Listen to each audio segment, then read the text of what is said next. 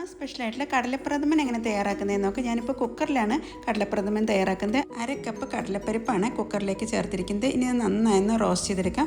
ചുമന്ന colour വരുന്നവരെയാണ് roast ചെയ്തെടുക്കേണ്ടത്. ഈ ഒരു പരിവാവുന്നവരെ റോസ്റ്റ് ചെയ്തെടുക്കാം. ഇനി നമുക്ക് ഇതിലേക്ക് വേണ്ടിയിട്ടുള്ള ശർക്കരപ്പാനി ഒന്ന് തയ്യാറാക്കി എടുക്കുന്നുണ്ട്. അതിനുശേഷം കഴുകിയെടുത്തിട്ടുള്ള കടലപ്പരിപ്പാണ് കുക്കറിലേക്ക് ചേർക്കുന്നത്. അതിനുശേഷം 5 തൊട്ട് 6 വിസിൽ വരെ നമുക്ക് വേവിച്ചെടുക്കാനുണ്ട്.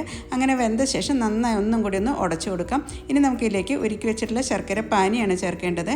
അങ്ങനെ ശർക്കരപ്പാനിയും ചേർത്ത് തിളച്ച് കഴിയുമ്പോൾ നമുക്കിതിലേക്ക് തേങ്ങാപ്പാലാണ് ചേർക്കുന്നത്. ഞാനിവിടെ ഇപ്പോൾ ടിൻഡ് കോക്കനട്ട് മിൽക്കാണ് ചേർക്കുന്നത്. അങ്ങനെ തേങ്ങാപ്പാലും ചേർത്ത ശേഷം ചെറുതായിട്ടൊരു തിള വരുന്നവരെയാണ് തിളപ്പിച്ചെടുക്കേണ്ടത്.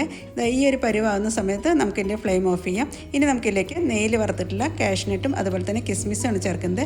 പിന്നെ ഇതിലേക്ക് ചേർക്കുന്നത് ഏലക്കയും ജീരകവും ചുക്കും കൂടി മിക്സിയിൽ പൊടിച്ചെടുത്താണ് ചേർക്കുന്നത്. അങ്ങനത്തെ വളരെ ടേസ്റ്റി ആയിട്ടുള്ള കടലപ്പരിപ്പ് പ്രഥമനാണ് തയ്യാറാക്കിയിരിക്കുന്നത്.